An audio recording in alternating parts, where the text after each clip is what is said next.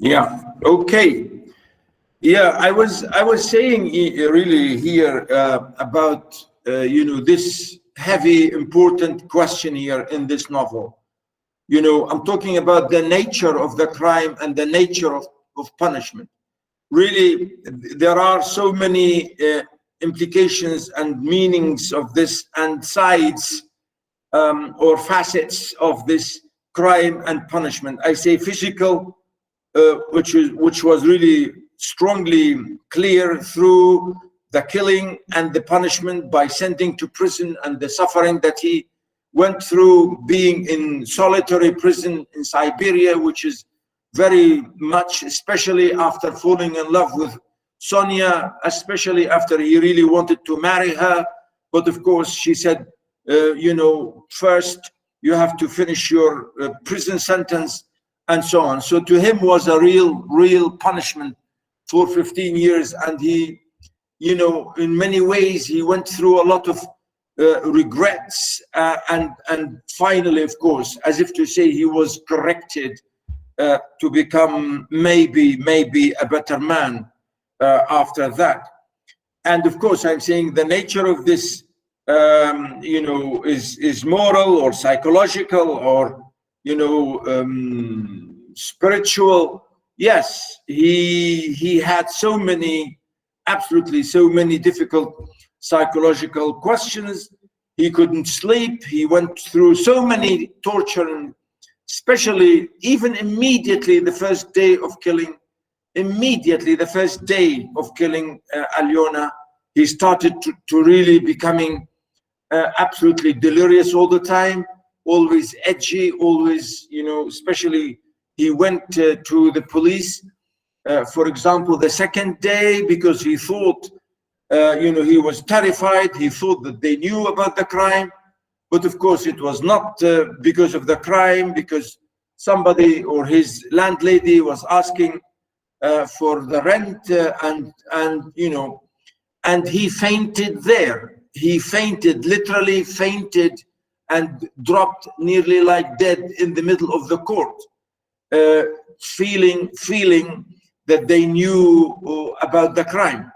So all this, we have many passages, and really nearly 50 to 70 or even 100 pages of psychological torment. I can, if I have really time to show you this from the text, really it would be very lovely to do that, because there are many examples of evidence, absolutely many signs of evidence to show this psychological torment, psychological punishment. Again, the psychological punishment is to do with Sonia, because he loves her and he wants to help her to stop from being, as we know, she, especially later on, after her father's death, he said, you should never do that again, to go back, to the streets. He said, no, you will stop this, because, especially later on, we know that her stepmother also died, and, her stepbrothers and sisters a bit, grew up. So that's why he went through so many also psychological problems and torment due to his care and interests towards Sonia, because he really wants her and to marry her.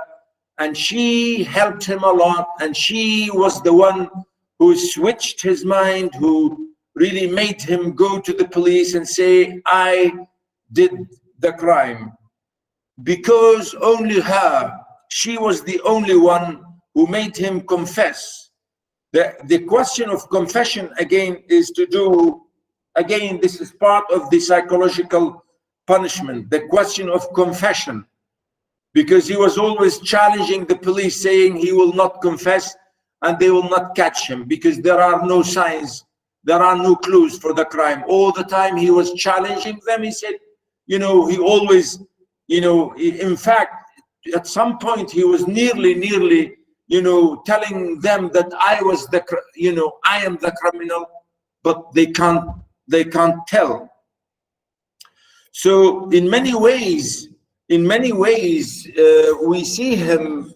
All this is part of the challenge of him thinking that he is a Superman, and the police were not able to find him. But slowly, all his behavior, and the policemen, everybody in the police, they knew exactly that it was him, but they left him. They waited to see what's going to happen and how he's going to come clean and say, well, I did it. Because later on, Sonia said to him, you should go and tell him, because he admitted the crime only to Sonia. Even his mother and his sister were really strange.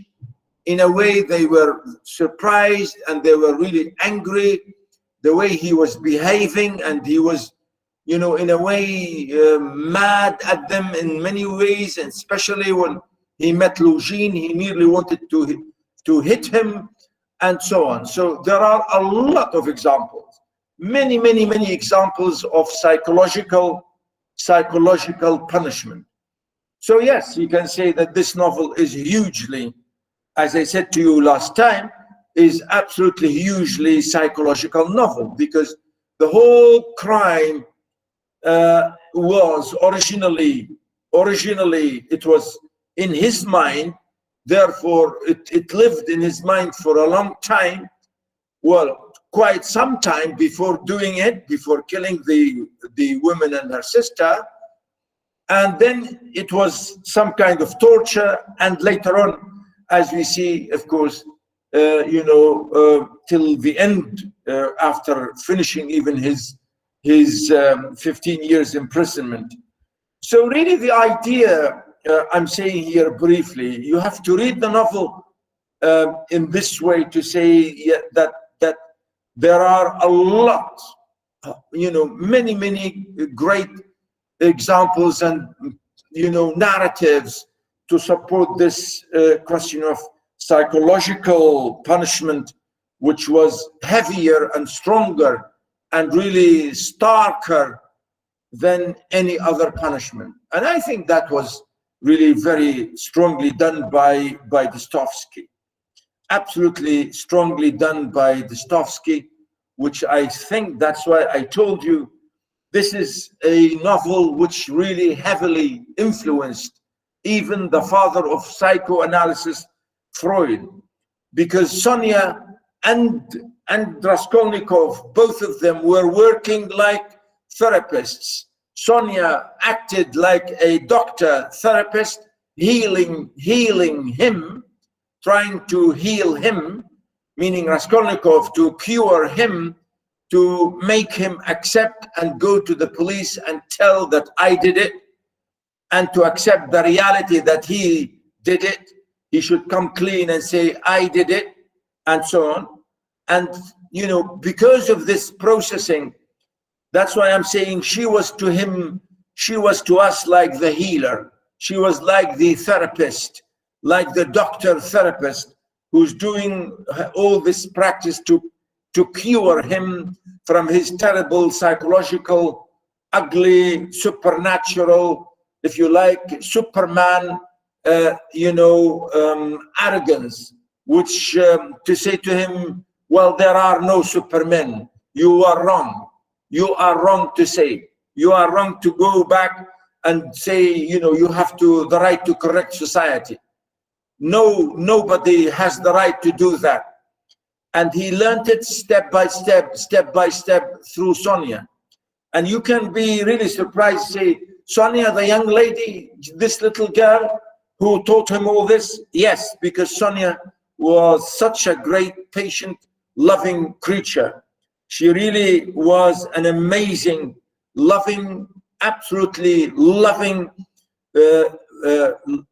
beautifully loving, Christ-like creature who helped him cure himself psychologically and helped him through the prison. She was the only one who used to go to visit him in Siberia in his prison. She never left him till he finally you know, went out and they got married and so on. So really, this is the idea. Again, he himself, at some point, he was, you know, to her, like the therapist or the psychotherapist who wanted to cure her from her problem of going to the streets and so on. But of course, it was not really her intention. But because of her name, she was worried. She was angry because of her name. The people think and they point at her as being the bad woman or the, you know, the prostitute and so on and so forth. But of course, she came out of it in a clean way through him. He made her and accepted her and told her that he loved her, he wanted her as a wife, and that's it. And through him, she became really a very Christ-like figure, especially later. I'm saying here again the question of the Christ-like, because she gave him the Bible, which is symbolical. She gave Raskolnikov, who never believed in religion, who never believed in the Bible, who never prayed, who never did anything, but through Sonia. And this is the irony. And this is really, I'm saying here, that she seemed to be like the Christ figure, the Christ-like figure. She gave him this. She gave him the Bible, symbolically speaking, to say, come on, you are a Christian. You are a man. You should change all this. We are human beings. We are human. We are, you know, we should take care of each other and so on. So that's why at the end of the day, we discovered that Raskolnikov, at the end of the day, he turned out to be a believer, which is really amazing. Here, how he was converted. He was converted from a non-believer to a believer by a young lady who's supposed to be, according to class, who's supposed to be a bad woman or a terrible, you know, woman selling her body in the streets. But Sonia was not a bad woman. Sonia was never a bad girl. Sonia was never a dirty girl. Sonia was not. She was forced into it. Society made her this, blah, blah, blah, blah.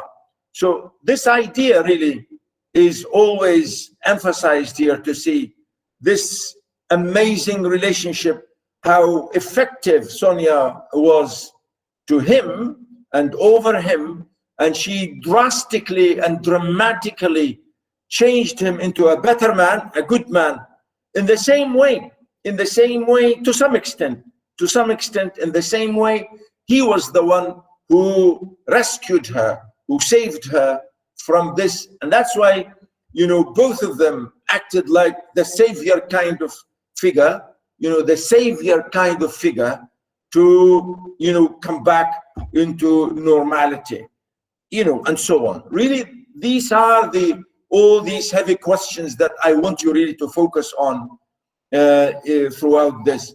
I hope that when you have seen the film, I gave you the film, and I hope that you have.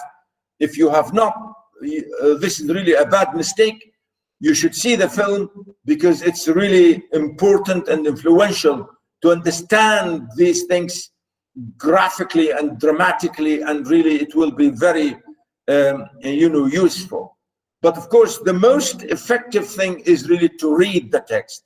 I told you, just if we read only about the first 3 parts, because I think with these you can see all these elements that I'm talking about.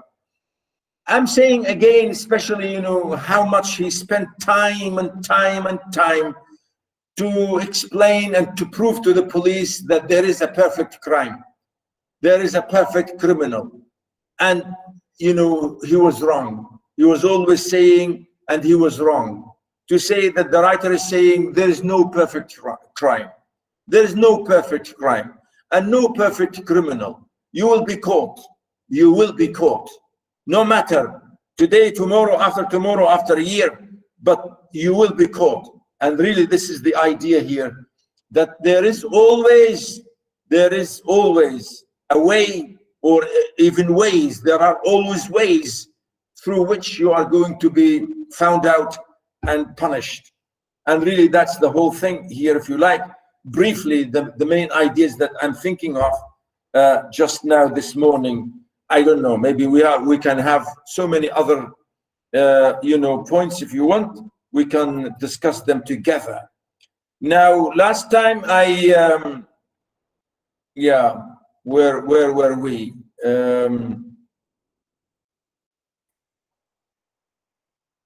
Last time when I think I was at the beginning of chapter 5, correct?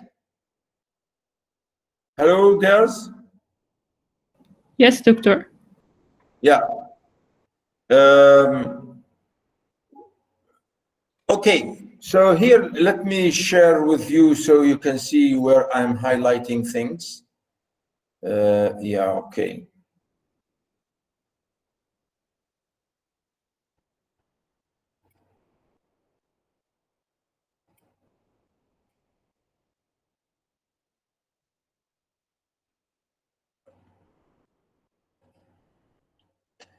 Yeah, do you see my screen now?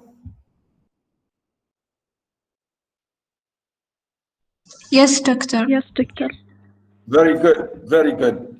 Now, in chapter 5, when he was, as you can see quickly, I'm going to, here we have really the introduction of his close friend, very good friend, Razumihin or Razumichen.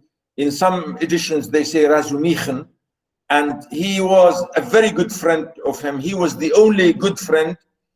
And he, later on, as I said, he's going to marry his sister, Donia, because as you know, originally Donia, as we know, she was supposedly engaged to marry Luzhin, but of course, you know, Raskolnikov never wanted this, and especially when they came to visit him, Razumikhin met them, and he immediately started to, you know, to be very friendly with them, and he liked her a lot, and some kind of good relationships struck between them, and so on. So here you can see a lot of details about him here in this chapter. I really don't want to read it with you, but you can see I tried to you know, to think of this. Again, I want to highlight here in this section here that Raskolnikov, again, remember, he was always thinking about you know, going to kill the old woman, isn't it? That this is in his mind. So in this chapter, we see here he did not want to see his friend. I mean, you know, Razumikhin, and he felt somehow, you know, here he tells us about a terrible dream that he had. Notice, Raskolnikov had a dreadful dream or a fearful dream, and this dream, I think, is very, very important here. And he talks about the whole thing here. Really, this dream is symbolical and very important, mainly about drunkards. Again, I told you that this novel originally, really, the other title which I told you to choose, really the title is, as I said, The Drunkards. The Drunkards, because this novel is about that more than anything else, really. And here, in this dream, he was, you know, he dreamt that he saw people in a tavern, in a pub, and, you know, people shouting and drinking, and many of them drank, and, you know, somebody was coming on his cart and his horse, and this man was having, you know, fun and shouting to people and asking them to come to his cart, and he was starting beating his horse, and in a crazy manner, you know.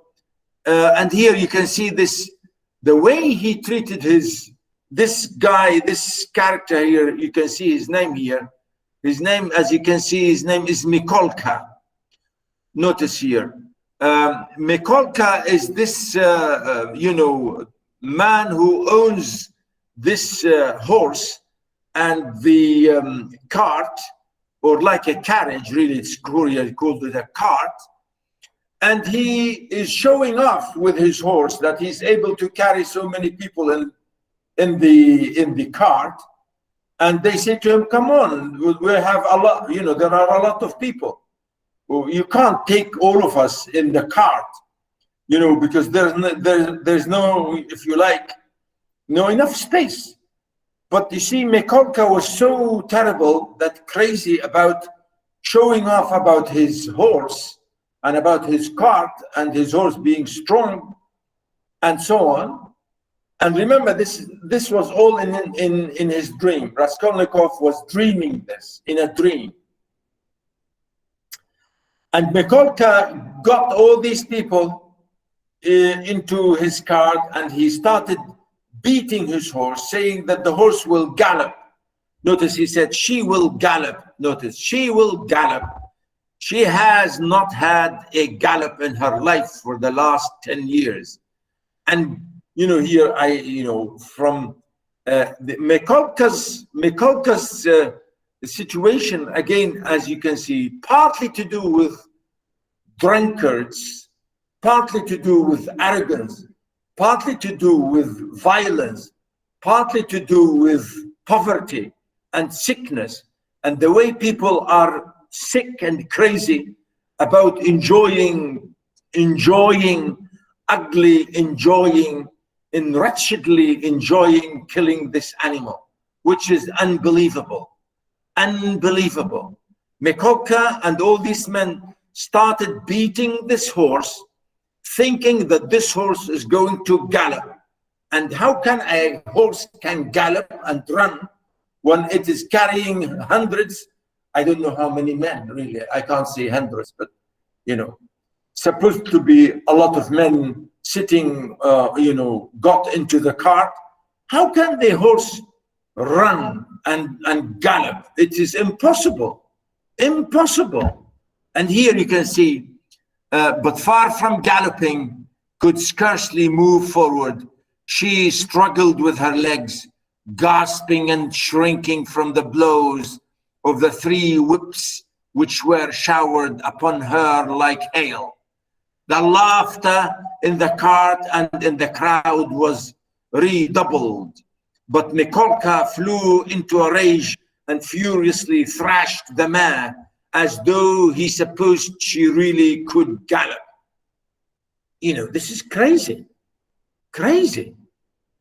And here the dream, you know, he had this dream that a boy with his father, you know, the dream that he saw a boy and a father, and the father and the boy here watching these people treating this horse like this. And the son, the young boy, is talking to his father saying, why these people are doing this? Notice here, father, father, he cried. Father, what are they doing?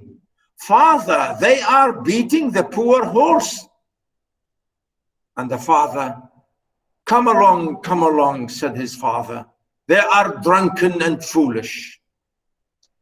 Again, you know, you can see here all of this, and they started in a funny, amazing, terrible, ugly way, really very savage, absolutely savage way, beating the horse till it's dead, absolutely dead. And of course he went, you know, woke up from the dream. And again here, when people saying to him, why did you do this? And the Mikolka said, my property. And they said to him, you killed her. You butchered her. You killed this animal. And he said, my property. What a terrible thing to say. Your property? Your property, you can kill your own animal because you own it? Come on. This is crazy. And you know, here the father said, they are drunk, they are brutal. It is not our business. He waked up, gasping for breath, his hair soaked with perspiration, and stood up in terror. Thank God that was only a dream, he said, sitting down under a tree and drawing deep breaths. But what is it? Is it some fever coming on? Such a hideous dream. You know, this is the narrator and Raskolnikov saying that he said, what is this? Thank God this is a dream. But then he started to calculate that this dream has meanings. Because he said, yeah, am I going to kill? Am I going to kill? You know, and then he went on and on about this. Good God, he cried. Can it be? Can it be? Again, he's talking about his action. Can it be? It here means, you know, this whole thing.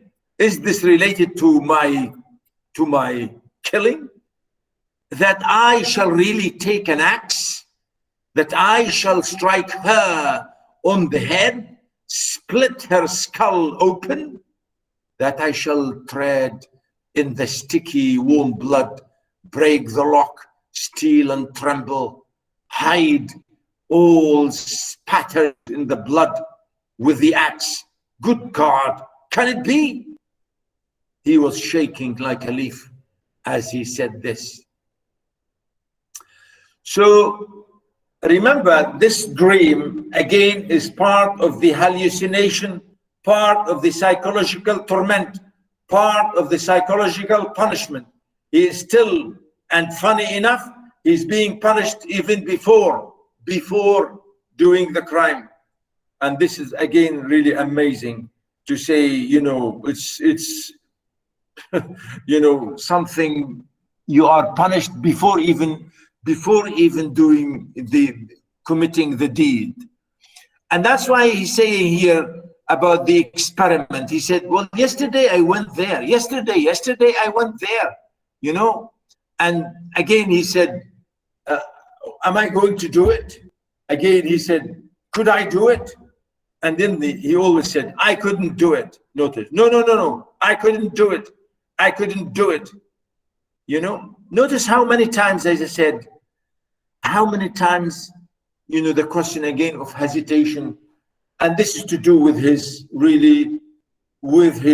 inaction or with his torture, isn't it? With his psychological torture, because he can't decide. And, you know, this is the idea. And notice here, I have concluded this last month, it's clear as day, true as arithmetic. My God. Anyway, I couldn't bring myself to it. I couldn't do it. I couldn't do it. Why? Why then am I still? You see, he's like fighting and shouting to himself. You know, I mean, just like crazy people sometimes, you know. I don't know. I mean, this is the idea we say here. Come on. What are you doing here? What are you saying? Now, the question really here we understand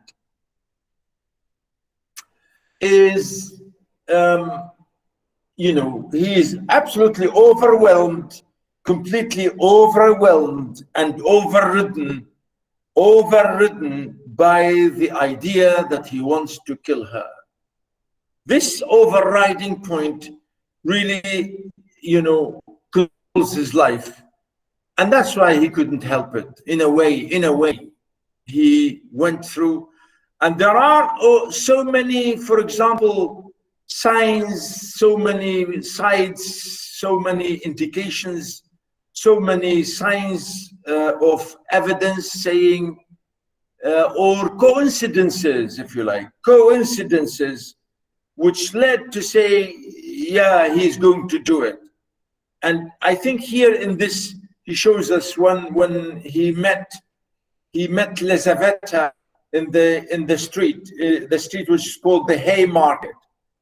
And out of the blue, he met her and he learned that tomorrow at 7 o'clock, she will be outside and Alyona will be alone at home. So he thought that he's going to do this. He decided immediately that he should kill Alyona at 7 o'clock, or sorry, before 7 o'clock. or around 7 o'clock, because Alyona will be away. Sorry, Lizaveta will be away, and Alyona will be on her own in the house. And here in the Haymarket, he met her, Lizaveta, and Lizaveta, poor Lizaveta, is here. You can see here her introduction, and here I highlighted how he saw her, he spotted her in the market, and she is working, selling second-hand stuff, buying and selling second-hand stuff for her keep, and she gets the money to give to her sister, and she comes to the market and she works here. And he heard one lady talking to her and asking her tomorrow you should come at 7 and you will find what you want, meaning she wants to buy some second-hand material. So by chance and by coincidence, absolute coincidence, Raskolnikov saw her and heard the woman saying to her, tomorrow 7 you should be here. And Lizaveta said yes. Notice here, the friend was Lizaveta Ivanovna, and Lizaveta, younger sister of the old pawnbroker Alyona, whom Raskolnikov had visited the previous day to pawn his watch and make his experiment. Again, experiment here underlined, and this is really underlined originally from, I don't know, the text. Experiment, remember, because he was experimenting or rehearsing how he's going to kill her, because he went 2-3 times to her to try how he's going to kill her. And that's why we use the word experiment. He already knew all about Lizaveta, and she knew him a little too. She was a single woman of about 35, tall, clumsy, timid, submissive, or almost idiotic. And you can see that really is amazing. Anyway, really, I can't really read all this because it's really lovely. But please, you can highlight the way I highlighted this. You can see it there. And here at the end, Raskolnikov, notice, had just passed and heard no more. He passed swiftly, unnoticed, trying not to miss. His amazement was followed by a thrill of horror, like a shiver running down his spine. He had suddenly, quite unexpectedly learned that the next day at 7 o'clock, Lizaveta, the old woman's sister and only companion, would be away from home, and that therefore at 7 o'clock, precisely, the old woman would be left alone. So that's why in chapter 6 and chapter 7, we see his preparation. Really, again, please read these 2 chapters because they are really amazingly important. Amazingly important, really important, because you could see a lot, all my questions that I have talked, all my analysis that I have talked about this novel, you can pick and answer these here. You can find this here in many ways. Notice here, for example, about the question about, I'm saying, for example, about, notice, superstitions, again, about the coincidences and about the peculiarity of things. And they said the idea of coincidence and the idea of, and I think this is to do with chance and to do with, maybe his own character, which maybe led or would lead to his crime. And he started really all the time to think about this, and he had another coincidence. After going to the market, he felt really dizzy and unhappy. went to here to drink something or eat something in a little tiny restaurant or like a pub. And there he met two people and they were discussing, you know, Alyona's situation, which is again a funny coincidence. Again, another sign that he should do what he's thinking about. And here we see somebody talking, two men talking, that, you know, saying why this woman should have all this money, and, you know, and society is not getting any benefit out of it. You know, as if to say, again, they are acting and saying, we should kill her in the same way. And Raskolnikov, by chance, by coincidence, heard them speaking and saying this. And I think here you can see a lot of that, you know, their discussion about the question here about the whole idea of, you know, about, you know, Alyona being like a social phenomena or social phenomenon, you know, like she's something like that people maybe should consider and maybe get rid of, and so on. And really, I think this is an interesting thing here, to say how they talk about her. And you can see this here. Please, if you have, to highlight that, I think it would be interesting. But you see, again, here, look at their philosophy. The philosophy of why, you know, why should she do this? Why don't we kill her? Notice what they said here. Well, listen then. Let me read this. Listen, I want to ask you a serious question, the student said hotly. Remember these two men talking to each other, and Raskolnikov was listening. I was joking, of course, but look here. On one side, we have a stupid, senseless, worthless, spiteful, ailing, horrid old woman, not simply useless, but doing actual mischief, who has not an idea what she is living for herself, and who will die in a day or two in any case. You understand? You understand? Yes, yes, I understand, answered the officer. You see here, I'm quoting or highlighting their own philosophy about killing this old woman because she is nothing, as he said, senseless, stupid, worthless, spiteful, blah blah blah blah. You know, so why she, you know, why don't we kill her? Again, notice. On the other hand, on the other side, fresh young lives thrown away for want of help, and by thousands on every side. 100,000 good deeds could be done and helped on that old woman's money, which will be buried in a monastery. Hundreds, thousands perhaps might be set on the right path. Dozens of families saved from destitutions, from ruin, from vice, from the lock hospitals, and all with her money. Kill her, take her money, and with the help of it, devote yourself to the service of humanity and the good of all.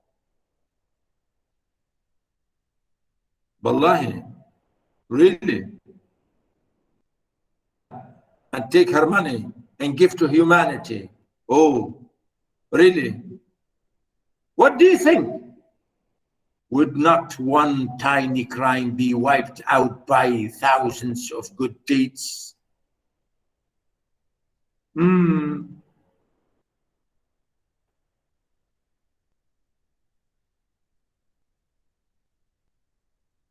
Yeah. Hajar. Yes, doctor. Good morning. Good morning, Doctor. Yeah, what do you think of this? Would not one tiny crime be wiped out by thousands of good deeds?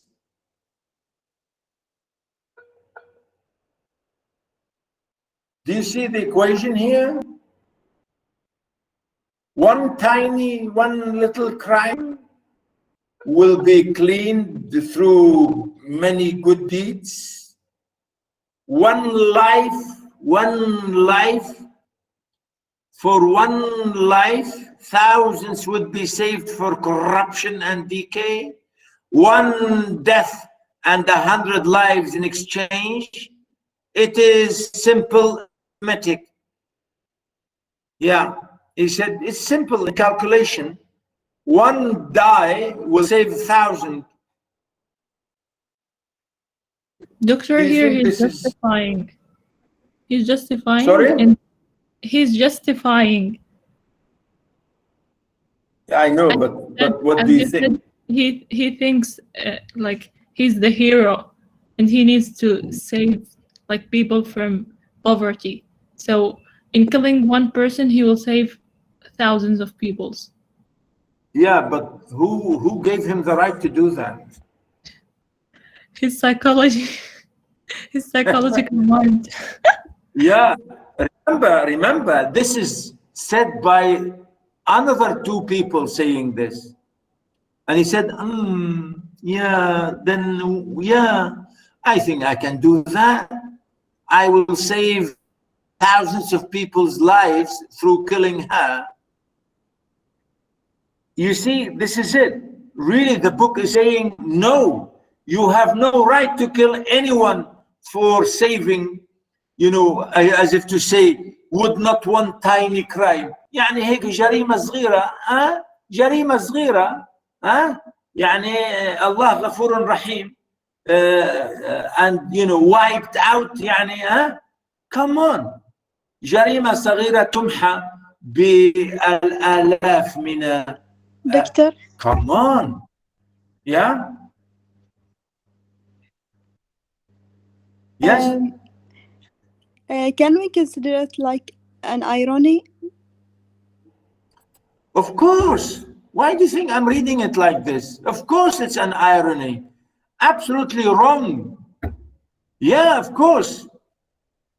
Because there's no جريمة صغيرة يعني يعني tiny crime يعني جريمة صغيرة, as we say.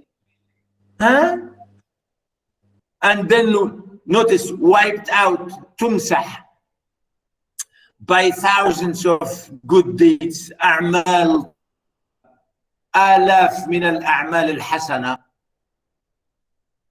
والله, really, you understand?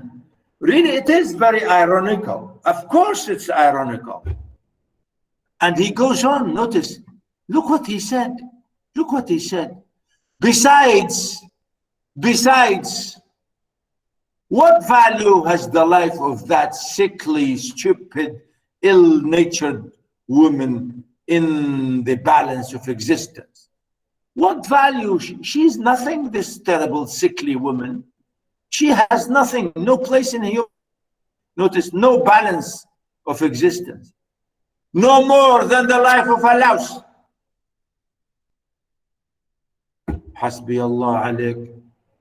حياتها حياة قملة. What? No more than the life of a louse. حياة قملة أو برغوث. A black beetle, خنفساء سوداء. What? Come on. The old woman is doing harm, wearing out the lives of others. She is wearing out the lives of others. That's not true. The other day, she bit Elizabeth's finger out of spite. It almost had to be amputated. Of course, she does not deserve to live. You know, and he goes on and on and on. Really, this is absolutely ironical, and I'm reading this to you to show you that this is really ugly. This is horrible excuse. No excuse. Excuse. No excuse. Again, notice what he said. We have to correct and direct nature. يجب أن نصحح الطبيعة. What? أن نصحح الطبيعة? Really? Notice direct nature. Who are you to correct nature? We have to, he said. We should drawn in an ocean of. Wow. But for what? For what? There would never be a single great man. Here we have Superman.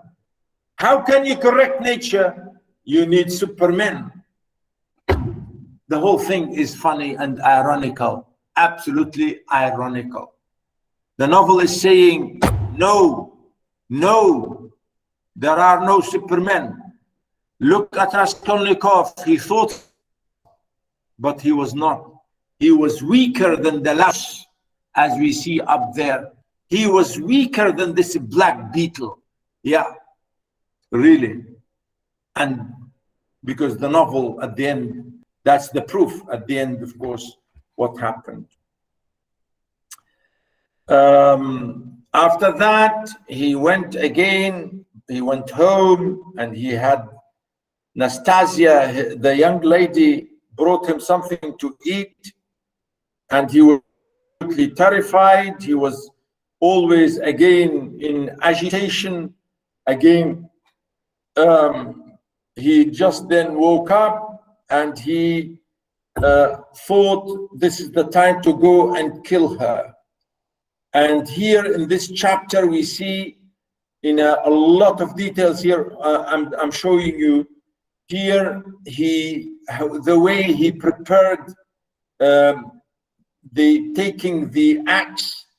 taking the axe to go and kill her. And here, the way he prepared the whole thing, you can see that. You know, I really can't read it for you because it's a lot. Again, he was always saying that this is the time I should do it, and he got everything ready. He went downstairs, he got the axe from the kitchen, and he hid it under his coat. As you can see here, notice again the question of here, all rising inward struggle. You know, again here I highlight this just, you know, to show you that all the time he had this question of, you know, the pain and the agony and so on. Getting the axe, he got the axe, and sometimes he thought that all this, the way he was worrying about, he thought maybe these things were trifles. Again, the idea reminded me of the play called Trifles. Again, he was always thinking again and again and again and again. Again asked, why did I have this dream? He said, again, he said, why? Let us go and try it. Why dream about it? Again, here he comes back to say, well, my crime will be found out. He said, why? The narrator asking here this question. Why almost all crimes are so badly concealed and so easily detected? And why almost all criminals have such obvious traces? Yeah?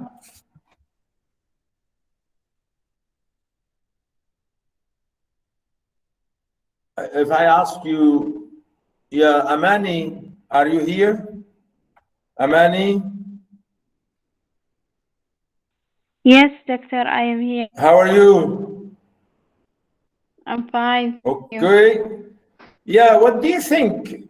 If I ask you this in the exam, I say, write a well-organized essay on this, and I will give you exactly this sentence. Will you be angry with me, Amani? Honestly. No. Yeah. Why all crimes are badly concealed? Of course, here in relation to Raskolnikov, and why all criminals will be found out by leaving. You know, I think we can write a lovely essay on this. Absolutely lovely essay, because we can see so many examples left, so many things really left and done here by Raskolnikov. Because his crime, you know, his crime was not perfect and was not concealed properly. And yes, it was badly concealed. And yes, it was not easily, but it was detected, and then etc. Yeah, because really this is the novel is saying this, because as I said, the police really knew, but they wanted to torture him psychologically. They wanted to, they knew, they waited and waited to catch him, you know, in his mind, to torture him in his mind. And to, because that's why I say the novel here is psychological. Because they had a lot of evidence, but they would not use those evidence against him. You know, those signs of evidence against him. And that's why it was clear. And he had so many traces, beginning from the first day,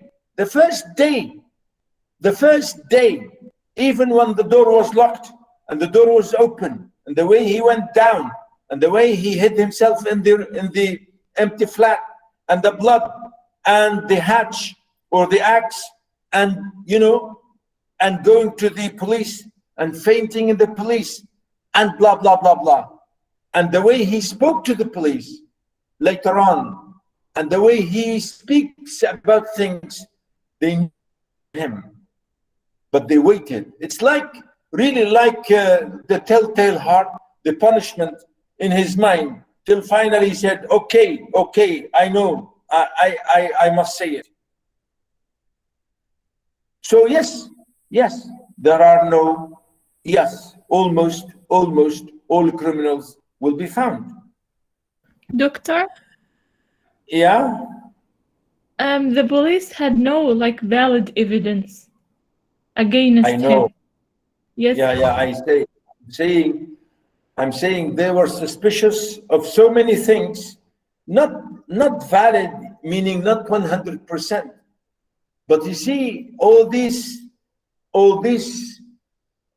completely clear cut, and this is the beauty of the question of psychoanalysis, because Raskolnikov was as if he was completely sure that they don't know. But I'm saying psychologically,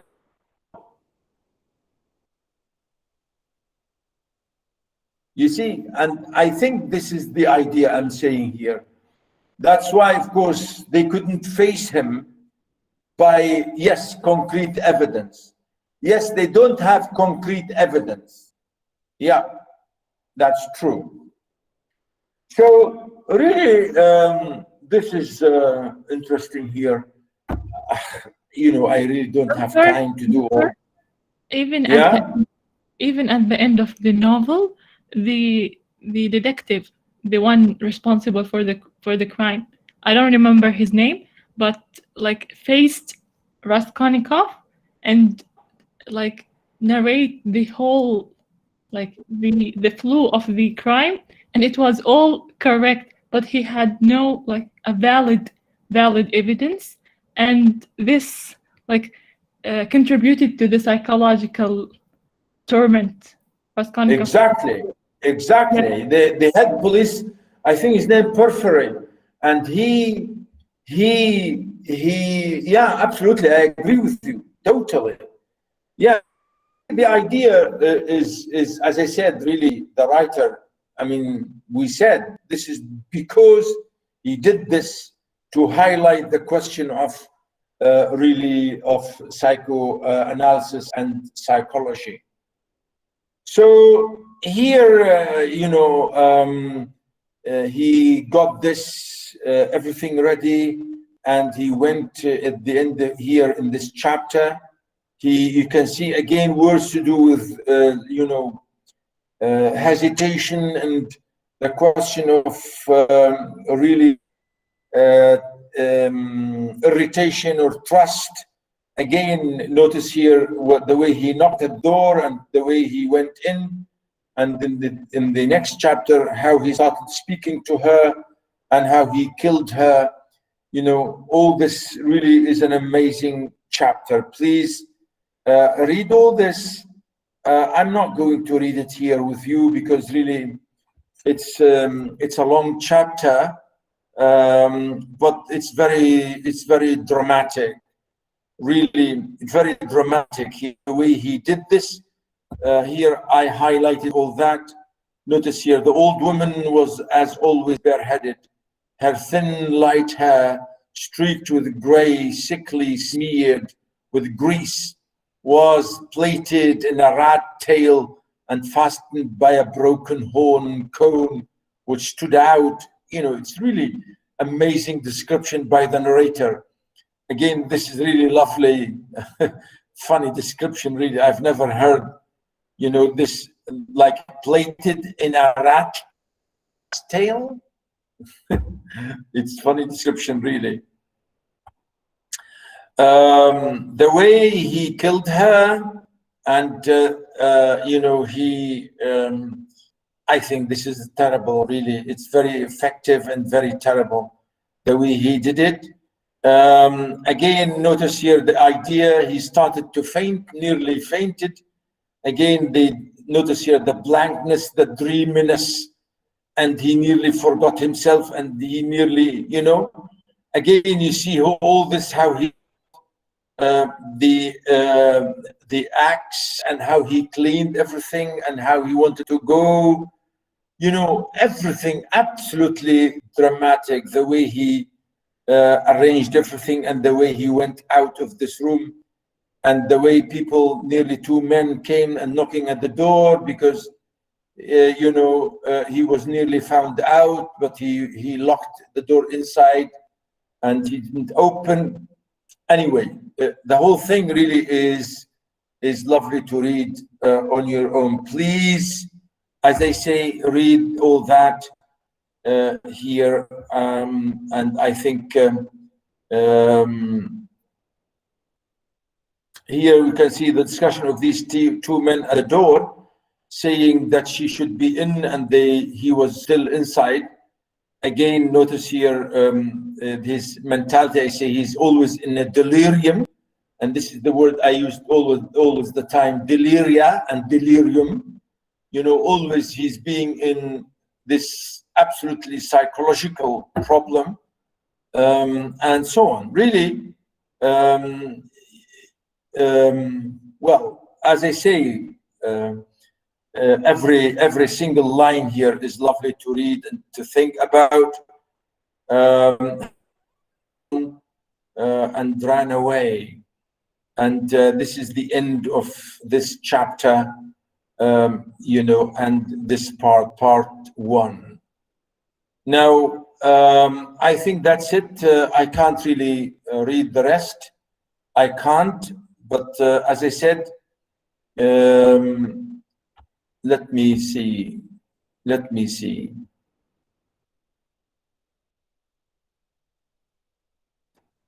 Where is the end of this?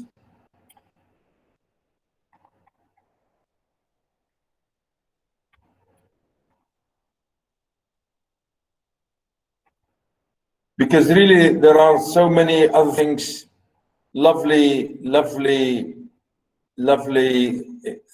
details.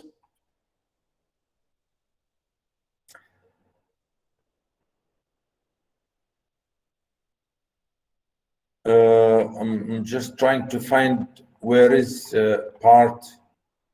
Yeah.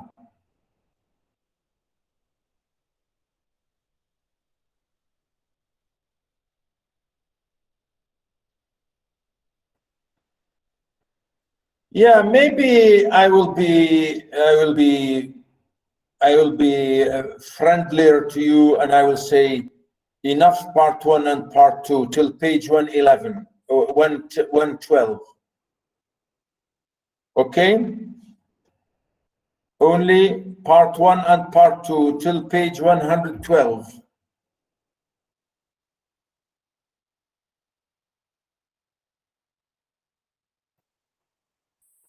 And that's it.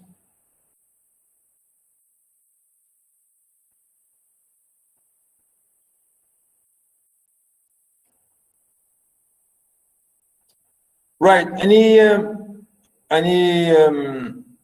Any question about crime and punishment? Next time I will do Lorca.